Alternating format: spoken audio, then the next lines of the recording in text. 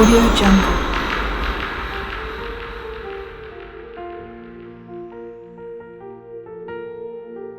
Le plus important de ce que nous recherchons auprès du Seigneur, c'est ce qu'il dit. Amen. Parce que nous avons compris un secret avec Dieu. C'est que c'est ce qu'il dit qui s'accomplit. Amen. Amen. Et donc, en vérité, l'objectif même dans nos prières, là, c'est-à-dire tout ce que nous faisons pour Dieu, là, nous voulons qu'il dise quelque chose. Oui. Quand on prie, c'est pour que Dieu dise quelque chose. Parce que le dire de Dieu devient des actions qui vont se manifester sur la terre. C'est très important. Donc, nous ne devons donc pas oublier ce que Dieu nous a dit. Et je sais que l'une des actions que le diable voudrait mener, c'est de nous faire oublier ce que Dieu nous a dit. Amen. Ne permettez pas à l'ennemi d'effacer de votre esprit les prophéties que Dieu a libérées. Ne permettez pas au diable d'enlever de votre esprit comment dirais-je, même l'attitude. Vous savez, moi je dis ceci à ceux qui étaient avec nous. Dieu nous a donné la manière dont nous devons prier dans cette situation. Si vous changez ça derrière nous, vous n'irez pas loin. Oui. Et donc, un enfant de Dieu sage et intelligent doit faire quoi? Ne doit pas seulement écouter, mais doit obtenir une nouvelle manière de faire. Amen. C'est ça qui fera la différence. On nous a fait comprendre certaines vérités spirituelles qui doivent nous amener non plus à chercher, mais plutôt à manifester. Oui. Si ces choses-là sortent de votre esprit, vous allez recommencer à combattre avec vos armes alors que Dieu vous en a déjà donné les nouvelles. Amen. Vous m'entendez? Donc il faut faire très attention avec ça. Donc quand Dieu veut vous amener à une certaine dimension, il vous donne les armes qui vont vous servir dans la dimension dans laquelle vous serez. Ça ne veut pas dire que vous devez laisser les autres armes que vous avez. Ça veut dire que vous devez ajouter aux armes que vous avez celles que Dieu vous donne. Amen. Est-ce que vous m'entendez? Amen. Ces armes-là sont des calibres supérieurs. Ces armes-là ont une capacité que les autres n'ont pas. Oui. Mais ces armes ne peuvent pas être utilisées pour un certain type, mais plutôt pour un autre type. Dieu sait que dans la saison où vous êtes en train d'entrer, il y a une catégorie d'esprits Amen. qui vont venir en face de vous. Il sait qu'il y a une catégorie de puissance Oui. qui vont se lever contre vous. Amen. Alors il fait quoi? Il change la combinaison que tu as. Il change la mentalité que tu as. Il change les armes avec lesquelles tu dois combattre. Il change les munitions que tu vas utiliser. Oui.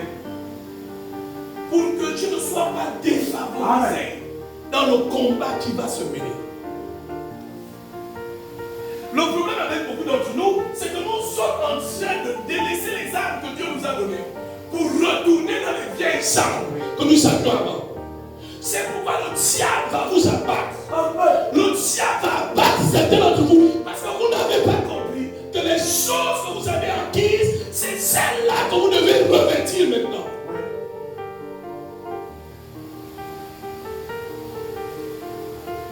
Frère, il y a des combats, je disais, lors de la loi du transfert, que vos pères ont déjà fait. Amen. Si vous voulez reprendre ces combats-là, vous allez échouer. Pourquoi? Parce que l'onction qui est sur lui, vous ne l'avez pas. Quelqu'un entend ce que je dis? On n'affronte pas n'importe quel démon. Oui.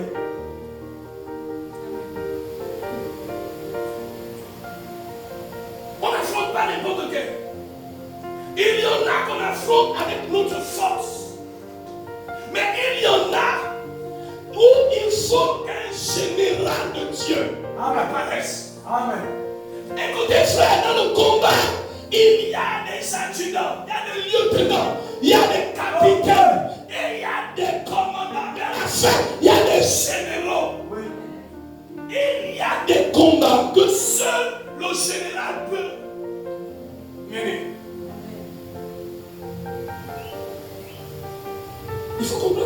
Oui.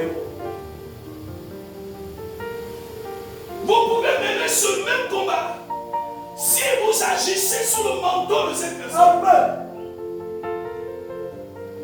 Mais si vous agissez avec votre capacité, moi j'ai vu des gens qui nous ont dit, là où nous sommes ici, oh, tout ce qui fait là, moi je peux faire ça.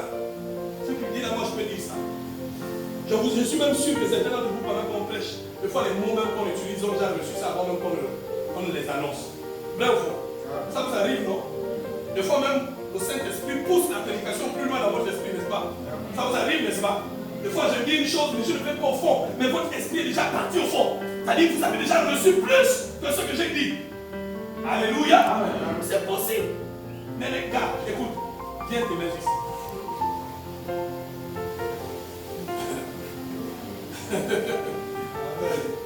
Tu m'entends? Tu sais dire les choses quand c'est dans ta tête. Viens ici. Tu vas savoir que pour se tenir ici, on n'a pas seulement besoin de savoir dire les choses. Pour se tenir ici, il faut être capable de se tenir physiquement, spirituellement. Amen. Parce qu'au moment où tu te lèves là, il y a des entités qui se lèvent pour l'autre. Hein? C'est pas un problème de parole. Oui. Mais attends, s'il y a certains même quand ils viennent à l'église, ils ont déjà les mots de tête. Vous n'avez pas vécu ça? Vous êtes dans l'église, à peine vous quittez le chez vous êtes bien.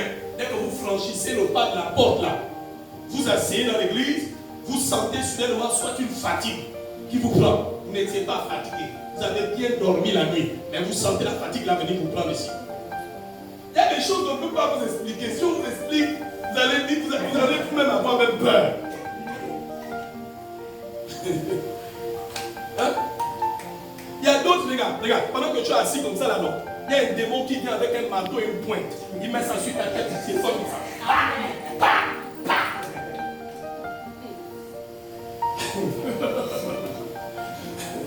Frère, et tu sens comment la douleur commence ici, là, sur le crâne. Tu dis, oh, c'est ce que douleur, oh.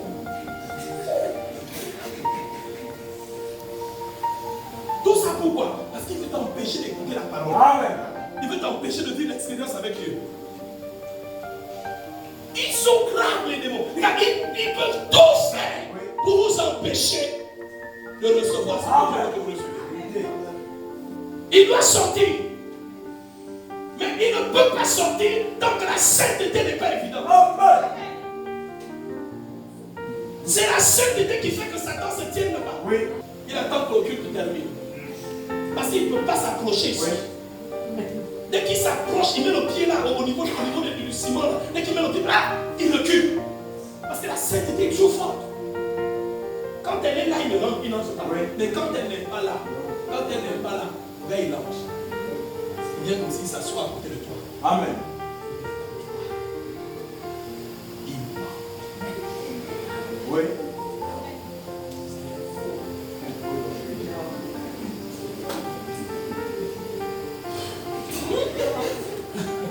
Amen. Vérité. Oui. Il vient à côté de toi et te dit, mais tu es fatigué.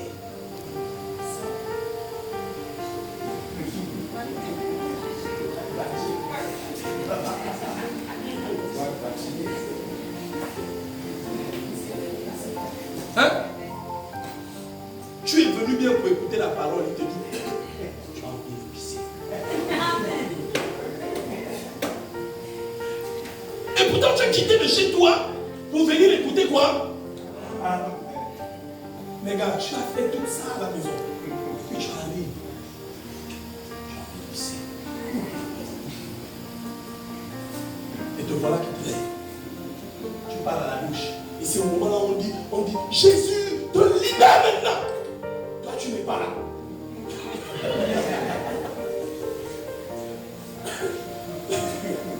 Quand tu reviens à la fin, on dit, maintenant nous allons rendre grâce à Dieu pour ce qu'il a fait. Toi si tu viens, tu rends grâce au Seigneur pour ce qu'il a fait. Et la chose qui devait descendre sur toi, c'est ça. Écoutez, Satan, je vous dis la vérité. Moi je connais, j'ai vu le gars nous faire des choses. J'ai vu le gars nous faire des choses. Tu es à la maison, tu es comme ça. Tu sens mal partout. Tu ne sais même pas où, mais tu as mal partout. Tu dis non là, je me sens vraiment mal. Je ne peux pas aller à l'église aujourd'hui. Je me sens vraiment mal. Je ne peux pas aller à l'église aujourd'hui. Je me sens vraiment mal. Tu prends une paracétamol, rien. Tu chocolat, il y a la température. Tu sais comme tu as mal. Tu as mal. Hein? Dis-lui, Satan, tu es un menteur. Au nom de Jésus, je vais aller. Il ne faut pas l'écouter. Il parle beaucoup. Il a l'art de persuasion. Il ne faut pas l'écouter.